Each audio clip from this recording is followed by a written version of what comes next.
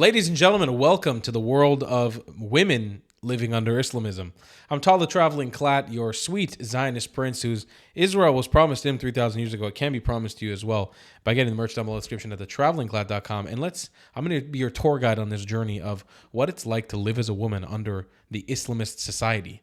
Here we go. Let's take our first look at this clip from this podcast. Islam is probably the most feminist, most religion there is, very much protective of yes, it is certainly Middle Eastern countries that are most well known for their feminism and freedom for women.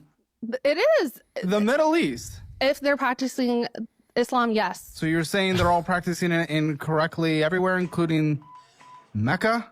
I mean, if they're oppressing people, of course, yeah.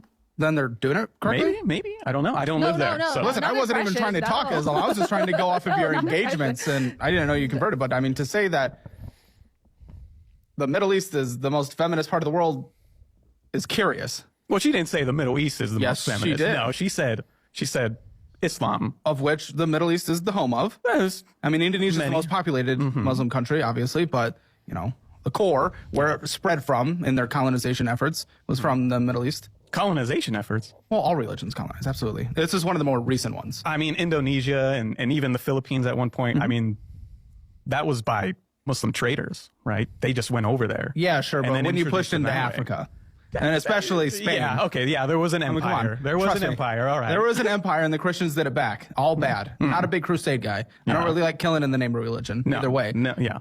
But you're telling me women are more free in Islam than any other religion? I feel like... Listen, I'm convert to Islam. I don't care.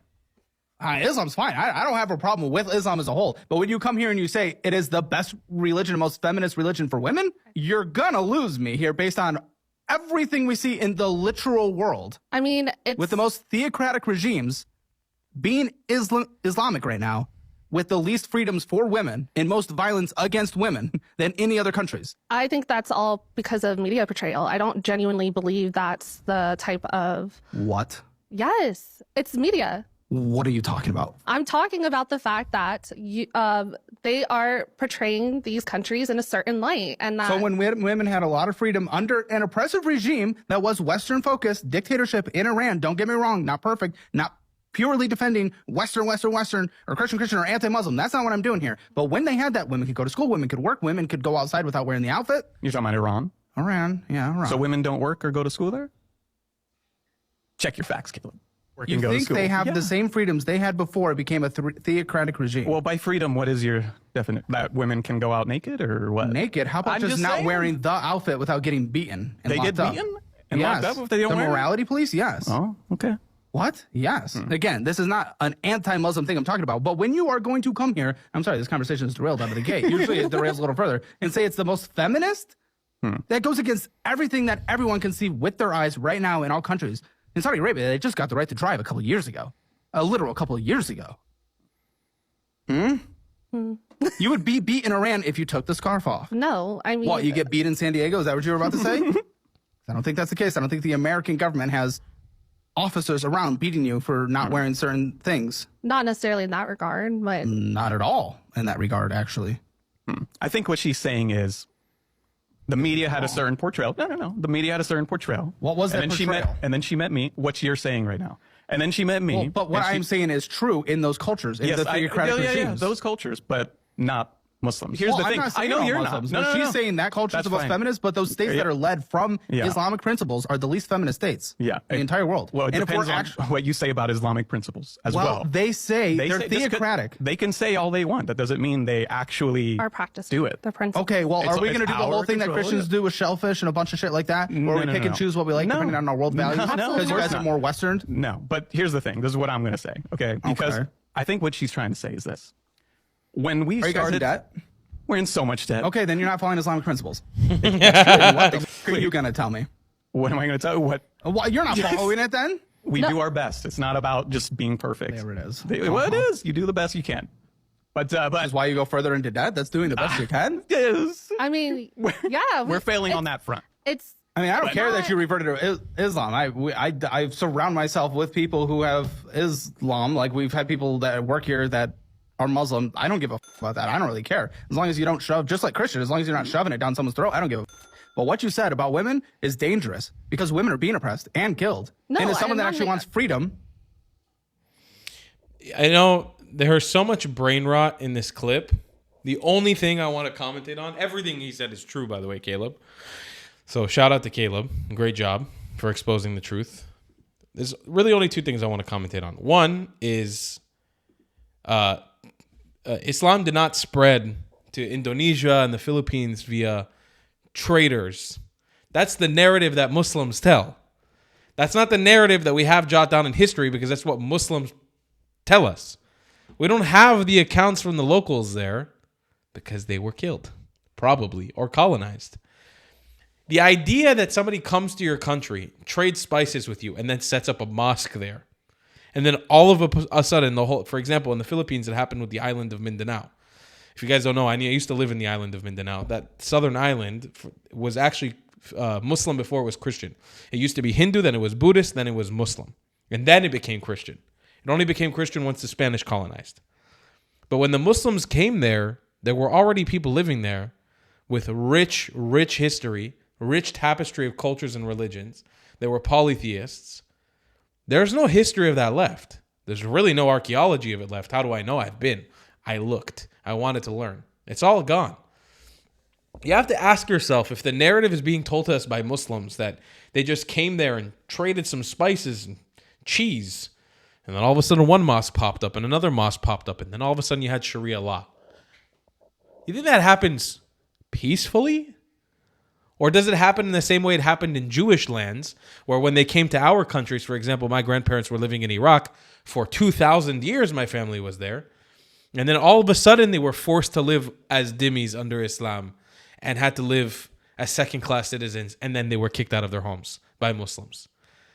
Do you think it just happened peacefully, or did they come in and start imposing and come in with swords and say, hey, listen, if you don't do this, this, and this, you're going to get killed. So you might as well convert. You know what I'm saying? And the only other thing I wanted to add on there is the audacity by this couple, which drives me crazy. The audacity to think that they understand Islam better than Middle Eastern people, that they think they're practicing Islam more virtuously or more authentically than somebody who's from fucking Saudi Arabia. If somebody is from the Halij or Hijaz, let me assure you, they are practicing the most authentic version of Islam possible. They are being the realest, truest, most authentic form of an Arab and as a Muslim, as the Prophet Muhammad was. Don't think that because you're from Kansas and some motherfucker converted you in Dearborn, Michigan, you're all of a sudden more virtuous and more Islamic and more authentic than somebody who has the literal blood of your prophet in him. Don't make that mistake. That's too cocky. That's not going to get you anywhere. Follow the way the religion is by the Middle Eastern people. The problem is a lot of you are not going to like how they practice it.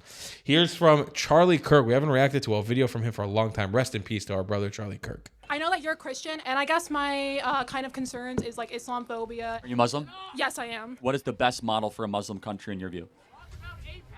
I guess, like, Do you enjoy not having to cover yourself in public? yeah, I guess. So that you don't like Islam very much then, because majority of Islamic countries would require you to have full garb in public.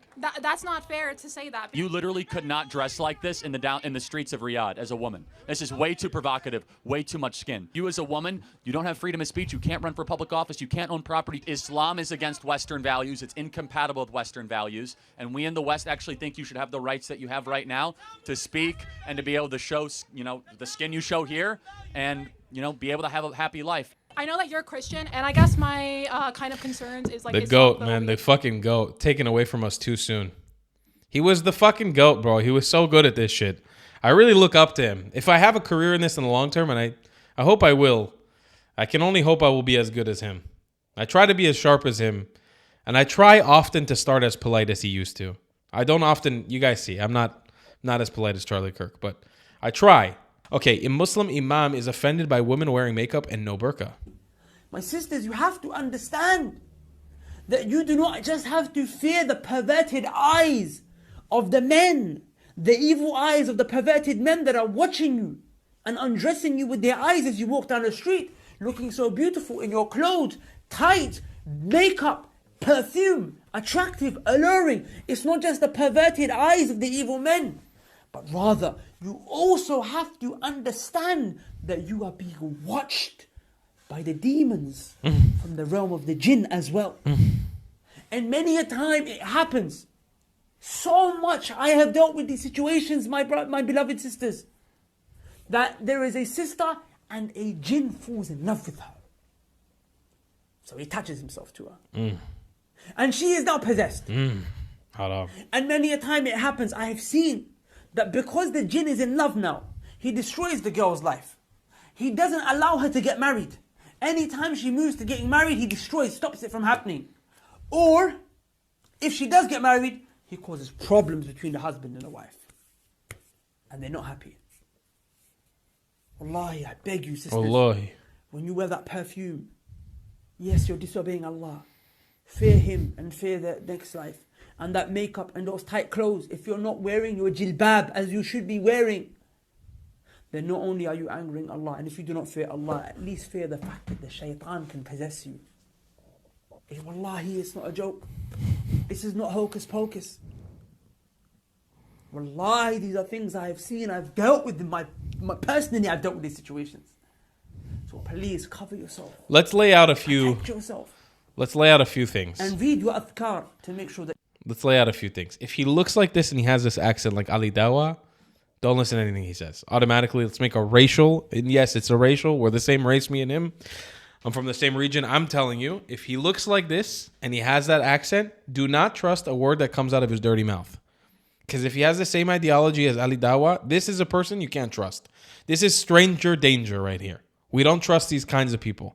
If he looks like this and he sounds like Ali Dawa, don't trust. Automatically, okay? Now, women, if you want to look like a plastic bag floating through the wind, wanting to try again, what's the Katy Perry lyric? Wanting to start again. You can follow Jilbab's, Mr. Abu Ibn al-Jilbab's advice. But I've read the Quran thoroughly twice, and I'm going to read it again in the near future. And I don't remember any time in the Quran, not once does it say to wear a niqab, or even a hijab, or even a jilbab.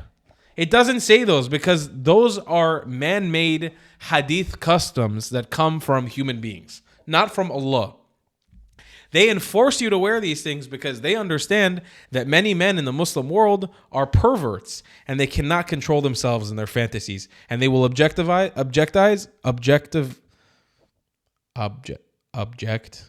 hold on, my brain is having a shark.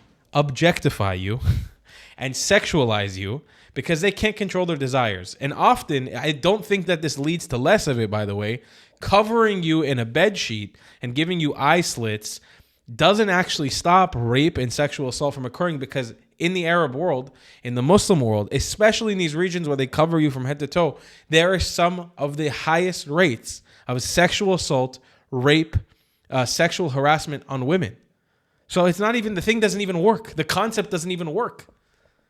And let's not even talk about self-expression, that a woman should be able to self-express herself. I can never imagine in the world telling my girlfriend, hey, from now on, Habibti, I love you so much. I care about you so deeply. I find you so attractive, so beautiful. But guess what? I need to cover you in a trash bag for the rest of your life. And you can only express yourself and only wear what you'd like when you're with me at home. And only put on perfume when you're with me at home for me. The rest of the time, you have to wear a trash bag. Even in Israel, it's hot. Even if it's 115 degrees Fahrenheit. Trash bag. It doesn't add up. It's not logical. It doesn't make sense. There's no God in the world who you can fall. It's not godly. That's not a godly thing to do to a woman. It's not. It simply is not a godly thing to do to a woman. Is it okay to take a captured married woman as a sex slave in war? Legislations. So Allah subhanahu wa ta'ala reminds us in this surah, or in this particular ayah, also prohibited for marriage are women already married. That means that is those who have husbands. It is prohibited to marry them so long as they are still married, unless they are divorced and have completed the iddah, the waiting period. Except any slave girls you may own. That is those who have been captured in war If a disbelieving woman who's married is captured in war, she becomes permissible for the Muslims after one menstrual cycle has passed, which serves to establish that she is not pregnant. And then Allah subhanahu wa ta'ala continued, and Allah said, this is Allah's ordinance binding upon you. That is, you must adhere to following its guidance, because in it is healing and light and the explanation of what is permitted and what is prohibited. All women other than these are lawful for you. So the companions are being educated about these rulings.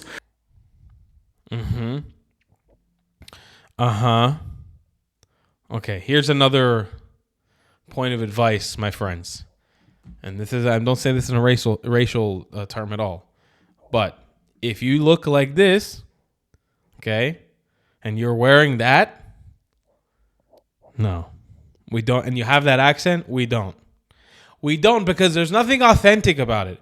Brother, because your ancestors in Africa, like 500 years ago, were violently raped into submitting to Islam, does not mean you're an authority. Nobody believes in what you're saying.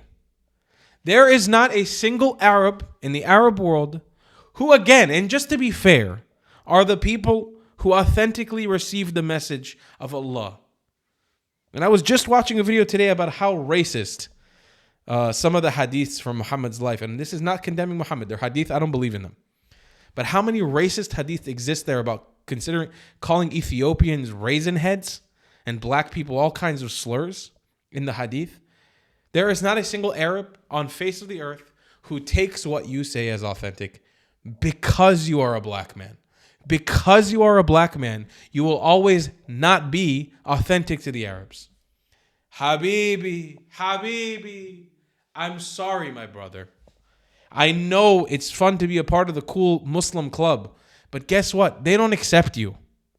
They don't. We just made a whole video about it today too. If you haven't seen it, go check it out. How people of African descent, black people, are treated under Islamist society, similar to this video.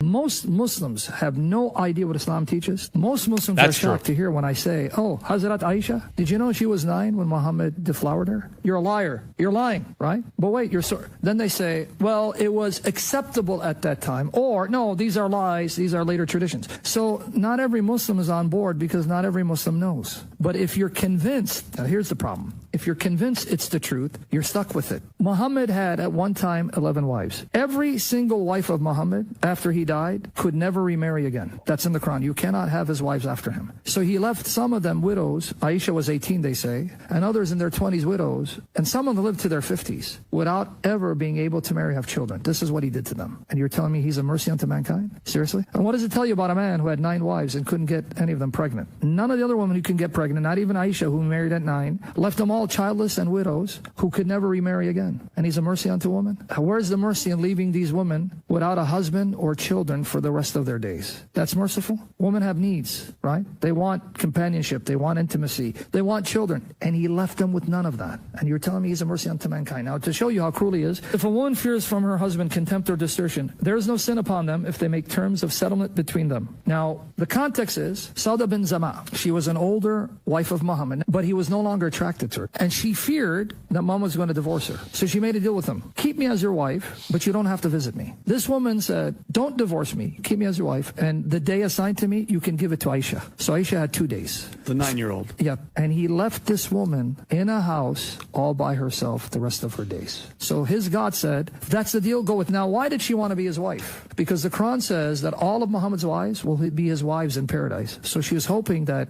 if he didn't divorce her, she'd end up with him in paradise. And he left this woman alone in a house without having no children with her, all because he was not attracted to her. The men are winning. The women are getting abused. I don't know how in the world this guy is a mercy unto mankind.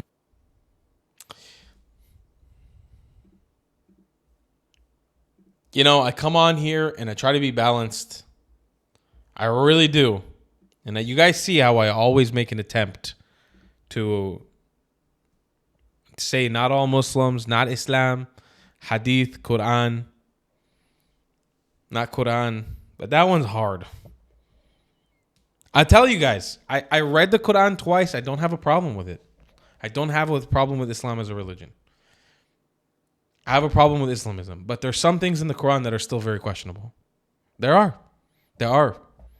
There's many surahs there that are just fucking questionable. And it's hard as a Jew, and I'm trying to be balanced. I really am. You guys see the attempt I make to not be a bigot, to not write off all Muslims. I really try. But there's just certain pieces of content sometimes that we review on here that it's hard. I don't even have a good response for that because it's true. Those stories are fucked up, man. They're fucked up. Let's take a look at this clip. Sisters that are struggling mentally, I don't even know how they get help. I have no clue. Sisters who are what? Struggling mentally. Oh, yeah. Right? Like virtually nothing for that.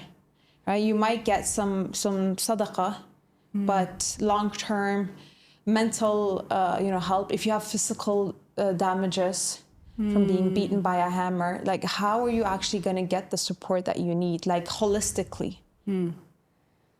Yeah, right? there's we were just talking about the other day, like there's nothing like if a woman's in this situation, right? It's like, okay, you go, who are you gonna tell? Okay, you tell your friend, like who's gonna run up on this guy and be like, yo, why'd you do that? Like, you can't do that. There's no authority, yeah.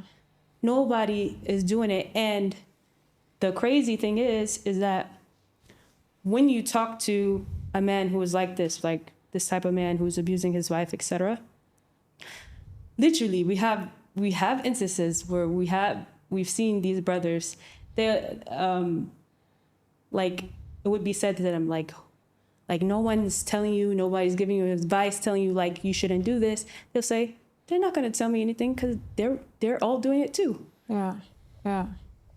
Subhanallah. What? So you don't care because you already know a bunch of other men who are doing the exact same thing or worse. Yeah. So you actually don't feel. You feel like you're never going to get caught anyway. Yeah. So there is, there's really nothing. Yeah. So the only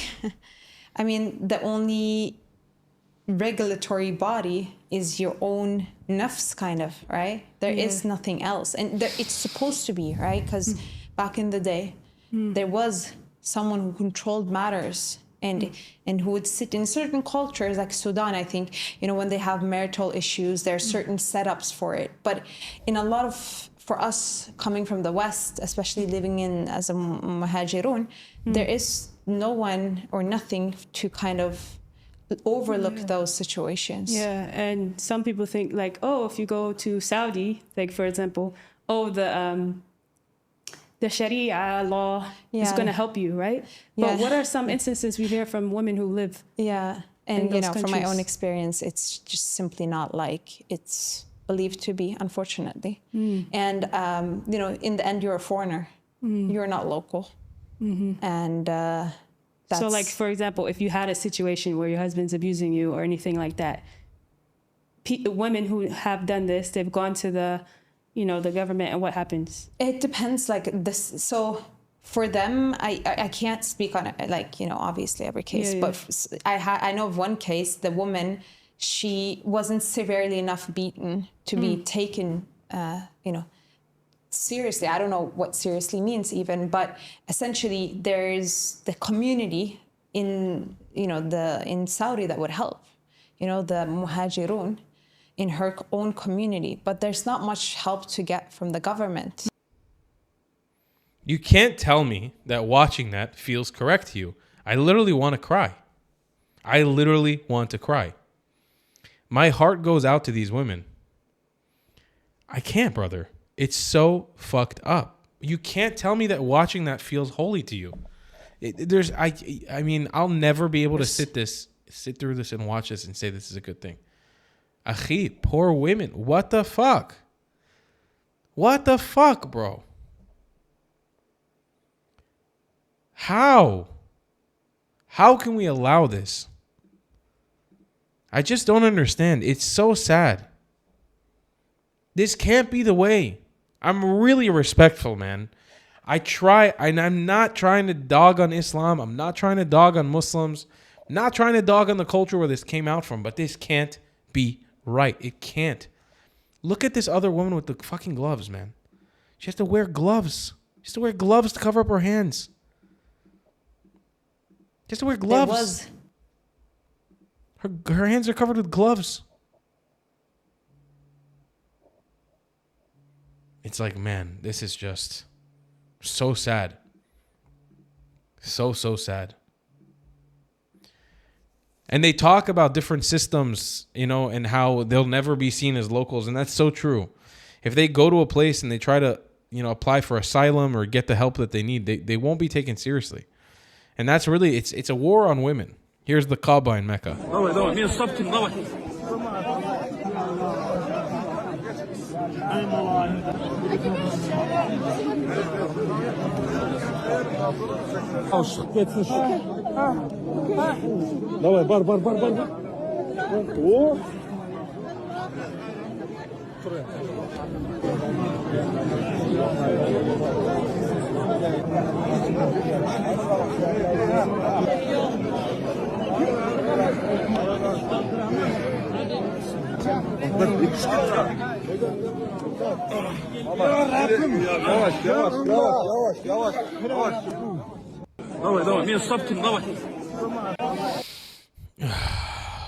This post says reportedly women are regularly being sexually assaulted and groped during their rituals.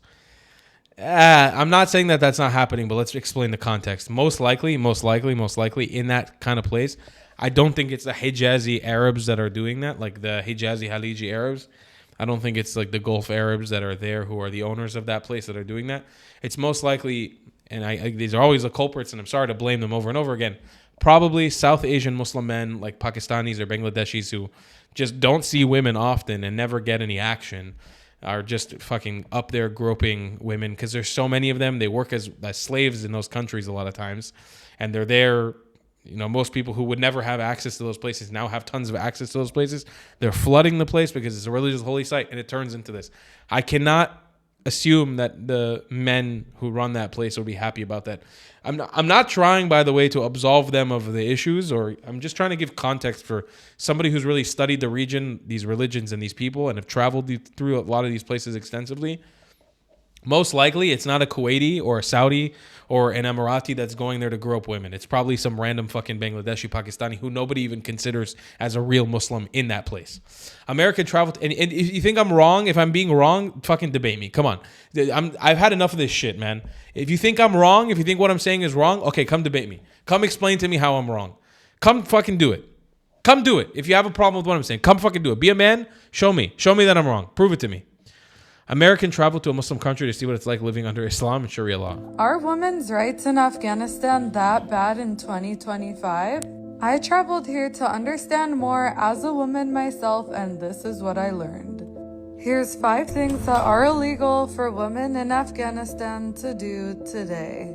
Number 1, women are not allowed to appear or speak on media, television, radios, or in journalism. Women are also banned from praying in mosques and should pray at home. Women are also not allowed to receive an education after 6th grade. Going to parks and exercising is also banned for women, limiting them from a lot of outdoor spaces. Lastly, women also have to dine in designated areas at restaurants. So to answer your question, yes, women's rights in Afghanistan in 2025 are really that bad. And the only thing worse is staying silent. Make sure to follow and share so their stories can continue to be told. Horrible, man. I really hope and pray for the day where we actually see Muslim men standing up for Muslim women. I fear it'll never come, but I really hope it does one day. Here, Tommy Robinson posted this. Disney's The Caliphate.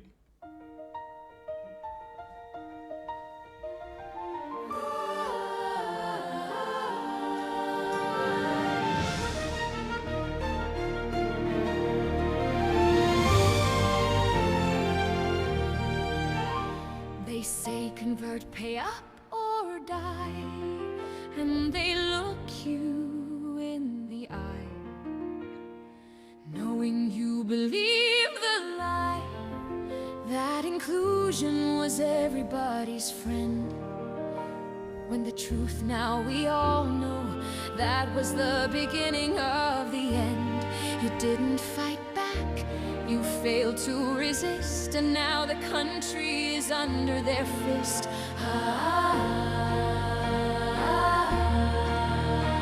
No sun, no fun, no sky. All the music now must die. No more thinking thoughts, Sharia council, schools and courts. Welcome to Britain under the brand new Caliphate. You're no longer free. Cover your face, your hair, your feet. You're now enslaved in a British Caliphate. Don't you love the British Caliphate? Have one wife, 3 or 4.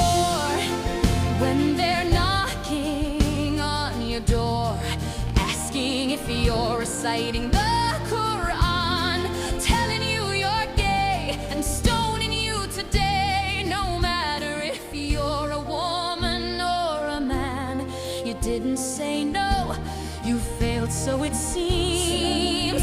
And now you are under the Islamic regime. No laugh, no dance, no art. Kill animals through their heart.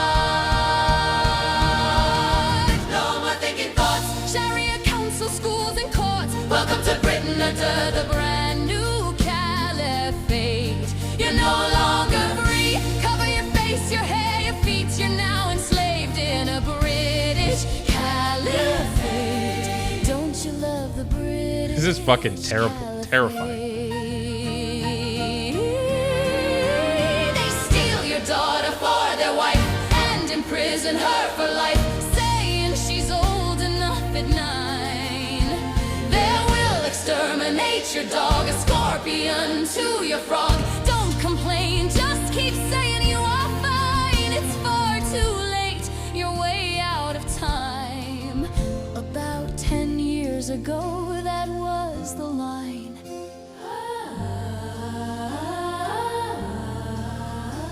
No Christian or infidel, the whole place feels like hell.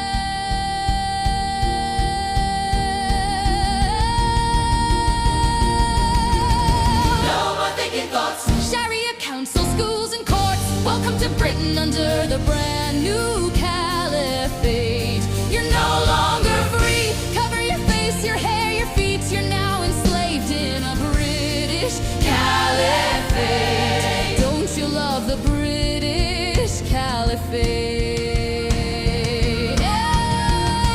From the cities to the town, all the people wear a frown as they hear the horrendous call to prayer. Getting elected into power every minute, every hour. By next week, a Muslim will be your mayor. No more thinking thoughts, Sharia council, schools and courts. Welcome to Britain under the brand new Caliphate. You're no longer free. Cover your face, your hair, your feet. You're now enslaved in a British Caliphate. Don't you love the British Caliphate?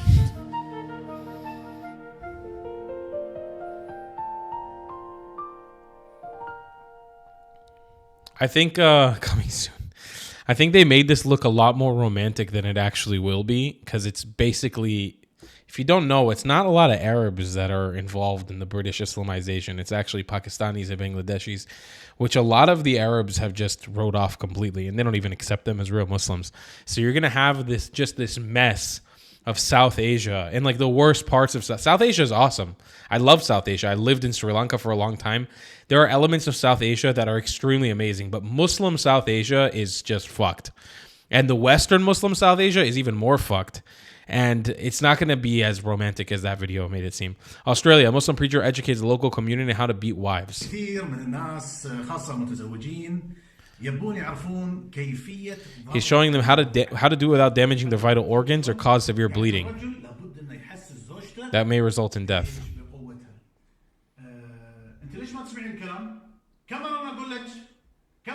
لك انك انت تسمعين الكلام، مو بقايل لك انك انت ما تطلعين من البيت الا باذن. شوف شلون هذا تعنيف شوي. طبعا هي ترد. Is he gonna hit him? شوف الضرب شلون خفيف.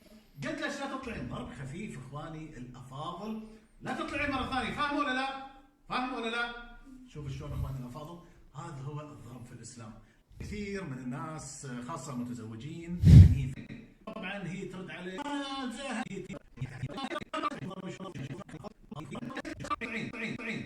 كم مره اقول لك تطلعين، شوف الضرب شلون. This is quite psychotic behavior to do this with a kid as well. It's quite fucking psychotic. And to upload it to the internet all as much is fucking weird. It's fucking weird. Weird, brother. I'll see you guys in the next one. I love you long time. Goodbye, Clats.